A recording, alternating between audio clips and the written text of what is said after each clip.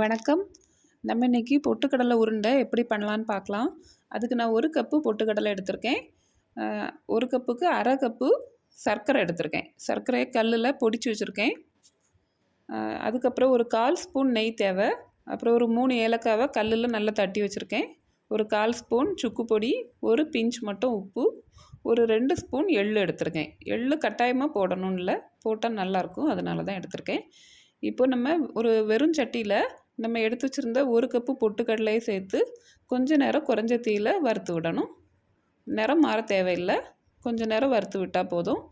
அப்புறம் அதே சட்டியிலையே நம்ம எடுத்து வச்சுருந்த 2 ஸ்பூன் எள்ளையும் சேர்த்து நல்லா அது வெடிக்கிறது வரைக்கும் நல்லா வறுத்து விட்டுறணும். இப்போ இது 2ஐயும் நல்லா ஆற வச்சிடணும். இப்போ நம்ம எடுத்து வச்சுருந்த சர்க்கரையை ஒரு பாத்திரத்தில் சேர்த்து ஒரு 1/4 கப்பு மட்டும் அதில் தண்ணி விட்டு நம்ம இதை கொதிக்க வைக்கணும். இது கொதித்து நல்லா சர்க்கரையெல்லாம் நல்லா கரைய வைக்கணும். இப்போ பாருங்கள், நல்லா கரைஞ்சாச்சு. இப்போ நம்ம இதை நல்லா வடிகட்டிக்கணும்.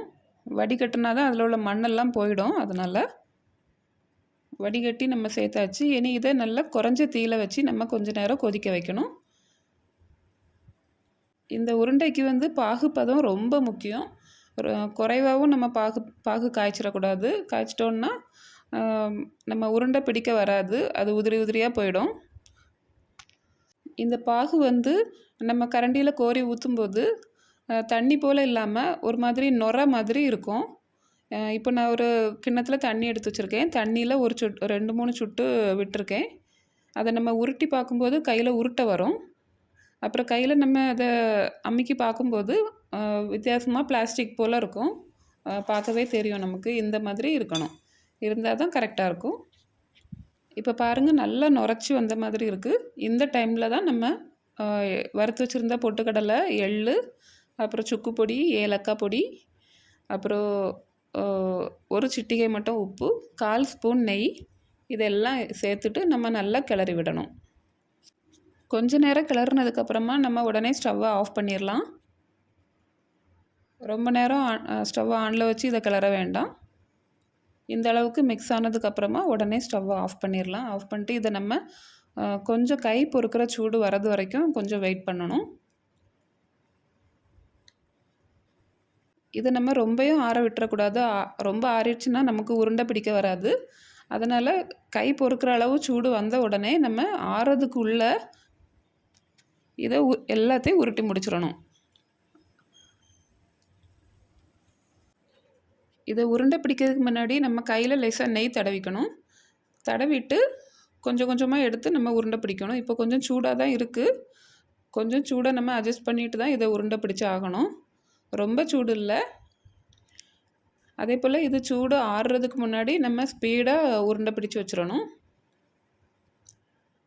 நல்லா ஆற விட்டுறாதீங்க. இந்த பொட்டுக்கடலை உருண்டை நான் எப்போ பண்ணாலும் 1 கப்புக்கு மேலே செய்ய மாட்டேன் ஒரே நேரத்தில். ஏன்னா நம்ம உருண்டை பிடிச்சி முடிக்கிறதுக்குள்ளே அது ஆறி போயிடும். அதனால் கொஞ்சமாக தான் செய்வேன். நம்ம இதே மாதிரி எல்லா உருண்டைகளையும் பிடிச்சி எடுக்கணும்.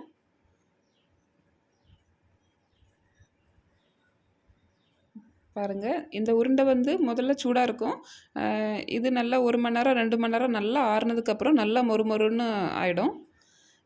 நல்லா ஹெல்த்தியானது. குழந்தைங்களுக்கு நம்ம இந்த மாதிரி பண்ணி கொடுக்கணும்.